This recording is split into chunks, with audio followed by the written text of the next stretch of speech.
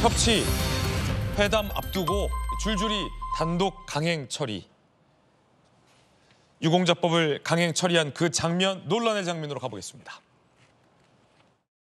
민주당은 입만 떼면은 검찰 독재라고 이야기하는데 이거는 민주주의를 무시한 의회 포커이자 또 입법 독재입니다. 입법 독재는 곧 민주주의의 위기고 민주주의 파괴입니다. 반쪽짜리 상임위를 만든 책임은 오직 민주당이 있다는 말씀을 분명히 드립니다.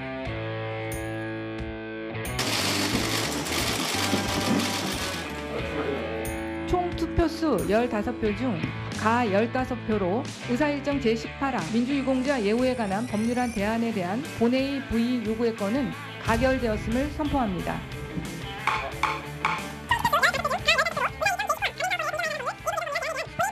가결되었음을 선포합니다. 오늘 회의는 이것으로 마치겠습니다. 산회를 선포합니다.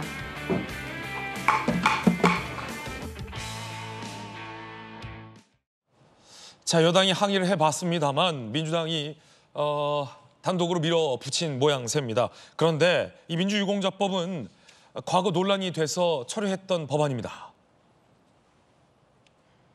일단 민주유공자법 내용은 별도의 특별법이 있는 4.19, 5.18 이외에 민주화운동에 참여했다가 희생했거나 공헌한 사람도 유공자로 지정하는 내용인데 대상자가 한 800여 명 되죠. 자, 그런데 논란은 그 800여 명과 관련해서 이른바 국보법 위반자도 포함될 수 있다는 논란이 일고 있고요. 800여 명과 관련해서 무조건 이 운동권 혹은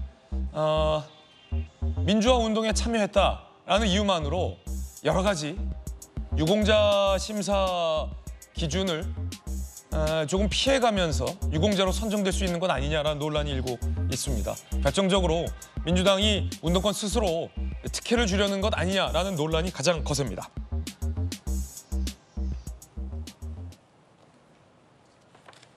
반국가단체 관련됐던 이 난민전 그리고 동의대 사건 관련자도 유공자로 이 법에 따르면 만들 수 있다는 겁니다. 반국가단체로 판결받은 난민전 사건, 경찰관 7명의 목숨을 앗아간 동의대 사건, 정교조 해체 반대 운동 등 관련자까지 민주유공자로 만들 수 있는 법안입니다. 민주당에 묻습니다. 지난 정부에서도 처리하지 않았던 법안들을 지금에서야 강행하는 의도가 무엇입니까? 사회적 갈등 책임을 집권 여당의 탓으로 돌리고 대통령에게는 거부권을 행사하게 하는 부담을 주려는 것 아닙니까?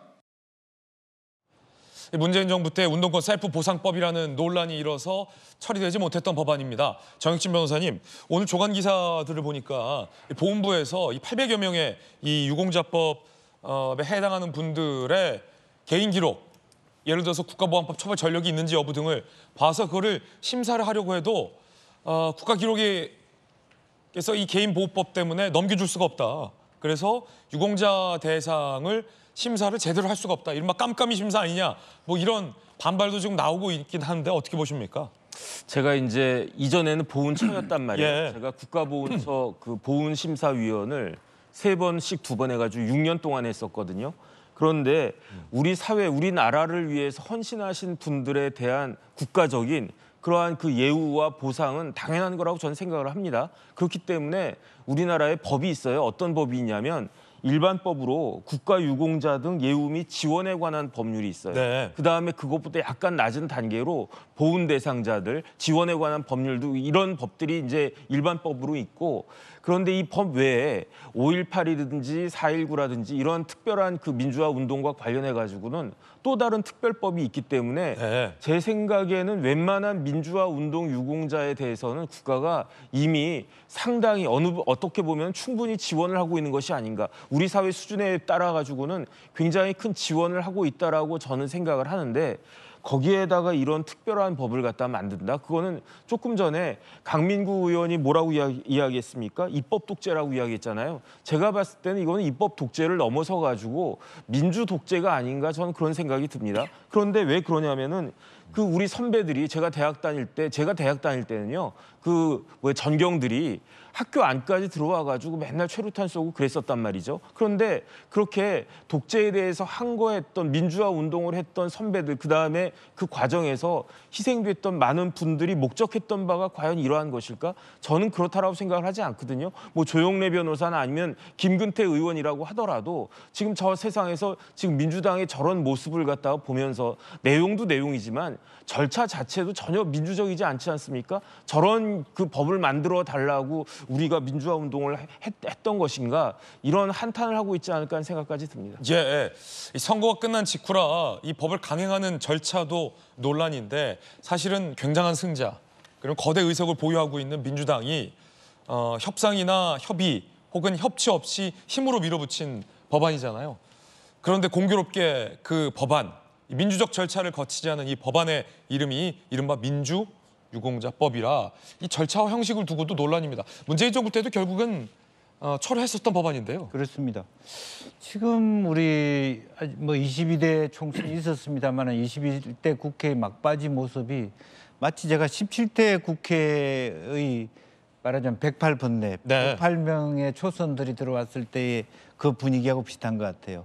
국가보안법 철폐, 뭐 역사 교과서 문제, 뭐 사학법 관련해서 단식 논석, 철야 농성했던 그런 분위기인데 사실은 지금은 국가적으로 위기입니다. 재정적 또 재정 건전성도 어렵고 여러 가지 국민적으로 어려운데 이 법이라고 하는 것은 물론 우리 민주화 운동에 투신한 부분에 대해서 국가가 보호는 한다는 것은 의미가 있습니다만은 아까 말했던 79년의 난민전, 89년의 동일의 사건의 그 가해자들조차도 그 사람들은 희생된 경찰도 있는 거 아니겠습니까? 그런 분들조차도 가감없이 민주화 투쟁이라고 해서 다 심지어는 부모, 자식들까지도 혜택을 주는 이것은 다 또 예산 수반법안입니다. 이런 것이 과연 이 시점에서 적절한가? 그야말로 과유불급이다. 실제적으로 보면 오히려 민주주의를 해왔던 사람들, 얼마 전에 작고하신 홍세아 선생은 이것을 보고 오히려 더 모멸감과 수치심을 느낄 수도 있습니다. 이런 그것을 보상받자고 민주주의 한 것도 아니고 과연 그런 부분에 대해서 이렇게 해가지고 그야말로 새롭게 말하면 진보적인 어떤 지식인들이나 그 사람들이 국회의원 되면서 자기 친구들, 가족들, 아는 사람들 국가 돈으로 생활비 갖다 주려고 이 법을 이렇게 통과시켜야 되냐 하는 것은 조금 생각해 볼 필요가 있다 생각이 듭니다. 예, 여당과 야당의 입장 차이가 큽니다. 여당에서는 이거 셀프 특혜다 이렇게 비판하고 있고요. 야당에서는 사각지대에 있는 분들을 예우하자는 것뿐이다 라고 반박하고 있는데요. 함께 보시죠. 운동권 셀프 특혜법이다. 대상이 비공개라서 가짜 유공자 양산할 수 있다는 겁니다. 민주당에선 보훈의 사각지대를 예우하자는 거다. 형 확정된 사람은 제외할 거다. 특혜 논란이 있었던 교육, 취업 등의 지원의 내용 등은 삭제했다라고 반박하고 있습니다.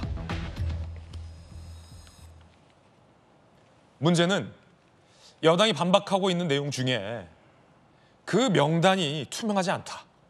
특히 그 800여 명의 이른바 대상자라는 명단과 관련된 기록을 보훈부 등이 제대로 보고 심사를 할 수가 없다라는 맹점이 큰 논란거리입니다. 관련해서 이른바 반국가단체인 난민전 그리고 동의대 사건 관련자들도 이 유공자로 선정될 수 있는 것 아니냐라는 우려의 목소리도 제기됩니다. 이 대목인데 동의대 사건은 89년 5월 3일 입시 비리 항의하던 학생들이 전투경찰 5명을 납치 감금하여 구출하려던 경찰관 7명이 화재로 순직한 사건입니다. 여기도 민주화 운동했다라면서 유공자로 선정될 수 있다. 난민전 사건, 유신체제 비판 유인물을 배포한 지하 조직원 80여 명이 체포된 사건인데요.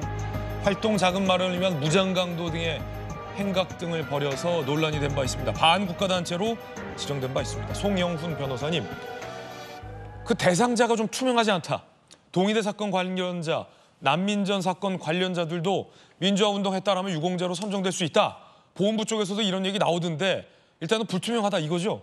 이 법안에 따르면 지금 그렇게 돼 있습니다. 일단 앵커께서도 아까 서두에 말씀하셨습니다마는 국가보훈부가 국가기록원에 이 명단을 조회하려고 요청했는데 개인정보 때문에 줄 수 없다라고 해서 못 받아봤다는 거 아닙니까? 그 다음에 지금 그 본회의의 직회부가 된 이 민주화 운동 예우법 이게 지금 민주화 유공자법 이게 어떻게 돼 있냐면은 과거에 이제 민주화 운동 관련자의 보상 및 명예 회복에 관한 법률이라고 하는 게 있습니다. 거기서 민주화 운동 관련자로 인정된 사람 중에 사망자나 상해를 입은 사람의 본인과 그 가족들을 이제 그 예우를 하는 그런 지금 종류의 법률인데요. 이게 과거에 동일대 사건 같은 경우에 2002년에 그 민주화운동 관련자로 인정이 됐었습니다. 예. 그 당시에도 굉장히 논란이 컸거든요. 그리고 이 사건은 89년에 그러니까 우리나라가 민주화되고 나서 벌어진 사건입니다. 그런데 이 과격한 학생운동의 과정에서 경찰이 7명이나 순직을 했고 그런데 이분들이 민주화운동 관련자로 인정이 되니까 그 경찰 유족들이 헌법소원까지 냈던 사건이에요. 그런데 유족이라는 이유로 이제 기본권 침해의 자기 관련성이 없다고 해서 5명이 각하 의견을 내고 4명의 헌법재판관은 위헌 의견을 내가지고 위헌 결정은 못 받았지만 그 당시에도 굉장히 논란이 컸던 사건입니다. 그런데 당시에 그 동일대 사건 관련자들이 민주화운동 관련자로 지금 인정이 돼 있기 때문에 예. 이 법이 제정이 되면은 그 가족들이 이제 민주화운동 유공자로 해서 이제 의료 지원이나 뭐 그 요양 지원 이런 걸 받게 되는 거죠. 그러다 보니까 지금 이 법에 관해서 많은 논란이 벌어지고 있는 것입니다. 예, 제대로 된 이 보훈부의 심사도 불가능하다. 그리고 난민전 사건 그리고 동의대 사건 관련자들도 유공자로 지정될 수 있다라는 비판이 거센데, 자 지금 민주당에서는 이 부분과 관련된 좀 해명이 있을까요? 네, 일단은 그동안 계속 논란이 됐던 부분에 대한 보완들은 이루어진 건 분명합니다. 어쨌든 대상을 무한정 확정한 게 아니라 민주화 운동 관련해서 사망자나 행방불명자의 또 유가족들에 대한 지원 법률 아니고요. 또 대상에서 국가보안법에 의한 또 확정 판결을 받은 자하고 내란이나 살인 등 강력범죄와 관련된 확정 판결을 받은 자는 제외하게 됩니다. 그러니까 심사 과정에서 걸러질 수 있죠. 보훈부에서 이제 개인정보 때문에 관련 자료를 받을 수 없다는 우려를 하고 있는데 당연히 심사 대상자로 신청을 하거나 대상자가 되면 본인 동의하에 다 이루어질 수 있는 것들이죠. 그러니까 심사 과정에서 걸러질 수 있는 내용들로 법안이 수정이 됐고 또 대상이나 범위 또 지원의 내용들도 그간 논란이 되거나 우려가 됐던 부분을 반영을 해서 법률안을 상정을 했기 때문에 그런 우려가 있었던 부분들에 대해서는 어느 정도 해소가 된 법안이다 이렇게 말씀드리겠습니다. 예, 앞으로도 계속 논란이 될 것 같습니다.